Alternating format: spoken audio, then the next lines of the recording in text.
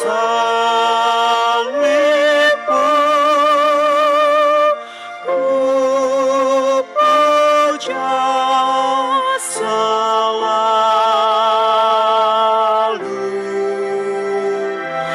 hingga tiba ajalku. Itu nyanyianku.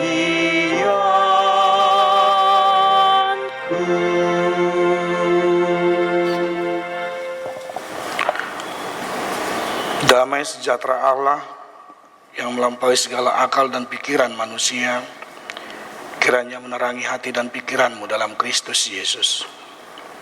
Amin. Ibu bapak, saudara-saudara yang dikasihi oleh Kristus Yesus, jemaat Tuhan yang berbahagia, dalam pemberitaan firman Tuhan renungan untuk pada hari Selasa, tanggal 7 April 2020, tertulis dalam 1 Korintus pasal 1 ayat 18, demikian firman Tuhan. Sebab pemberitaan tentang salib memang adalah kebodohan bagi mereka yang akan binasa. Tetapi bagi kita yang diselamatkan, pemberitaan itu adalah kekuatan Allah. Salib menjadi kebodohan.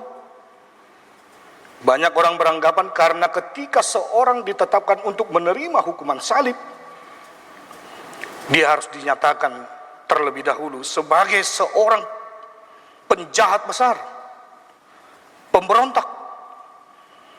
Karena hukuman salib itu adalah merupakan hukuman kematian. Salib menjadi suatu kebodohan. Karena ketika salib telah ditetapkan untuk menjadi satu hukuman bagi seseorang itu, ketika dia memikul salibnya, bahkan ketika nyawanya juga sudah terancam, hendak mengakhiri perjuangannya hidup di dunia ini, di atas salib itu saja, dia harus rela diejek, dihina, dan lain sebagainya. Karena memang hanya orang-orang bodoh lah, menurut para hakim-hakim orang Yahudi yang saat itu, yang memperjuangkan hanya kehidupannya sendiri, dalam arti dia tidak pernah memperhitungkan hukuman itu adalah hukuman yang sangat-sangat menyakitkan. Dan disitulah dinyatakan bahwa Yesus diidentikan dengan orang bodoh. Yesus diidentikan dengan penjahat. Yesus diidentikan bahkan sebagai pemberontak. Dan Yesus itu dinyatakan oleh orang-orang Yahudi adalah layak untuk dihina, disiksa, bahkan diejek. Tetapi oleh karena Allah di dalam Kristus Yesus, salib itu adalah keselamatan. Oleh karena Allah, salib Kristus adalah tanda pengasihan. Oleh karena Allah, salib Kristus adalah lambang atau tanda cinta kasih Allah. Salib Kristus itu adalah penghiburan dan pengharapan.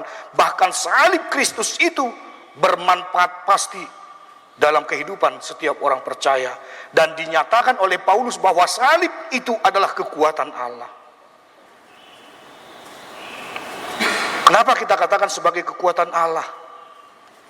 Ibu bapak, saudara-saudari, warga jemaat Tuhan yang berbahagia, hingga dengan saat ini kita masih diperbolehkan untuk tetap hidup, berpengharapan dan berkekuatan dalam menghadapi serangan wabah COVID-19 itu.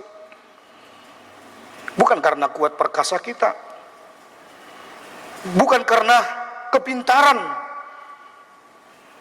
tetapi semuanya itu adalah karena kekuatan Allah. Dalam salib Kristus, dalam kekuatan Allah tersebut, COVID-19 akan dikalahkan dan dihentikan. In Christ, COVID will end. Pakailah kekuatan dari Allah untuk menghindari bahaya daripada COVID-19. Pelajari segala sesuatunya tentang serangan-serangan yang bisa sampai kepada kita. Pelajari dan persiapkan segala sesuatunya. Pertolongan pertama bagi orang yang telah terpapar virus tersebut. Jikalau engkau telah mempersiapkan dirimu, social distancing, bahkan harus diam dan tinggal di rumah, stay at home, marilah. Jikalau kita sudah melakukan semuanya, percayakan bahwa Tuhan akan memberikan kekuatan kepada kita dalam menghadapinya. Amin.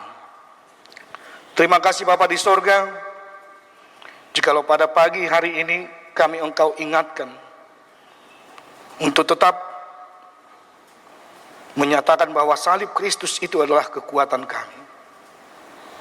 Walaupun banyak orang-orang yang telah menghina salib itu, mulai dari bangsa Yahudi dan sampai kepada bangsa-bangsa yang tidak mengenal Engkau, bahkan yang sering memperolok-olokkan salib itu, kami tidak pernah bimbang bahwa dengan salib itulah Engkau memberikan keselamatan bagi kami. Dengan salib itulah kami menerima kesempurnaan dan pengharapan kehidupan di dalam Kristus Yesus yang telah tersalib dan bangkit kembali.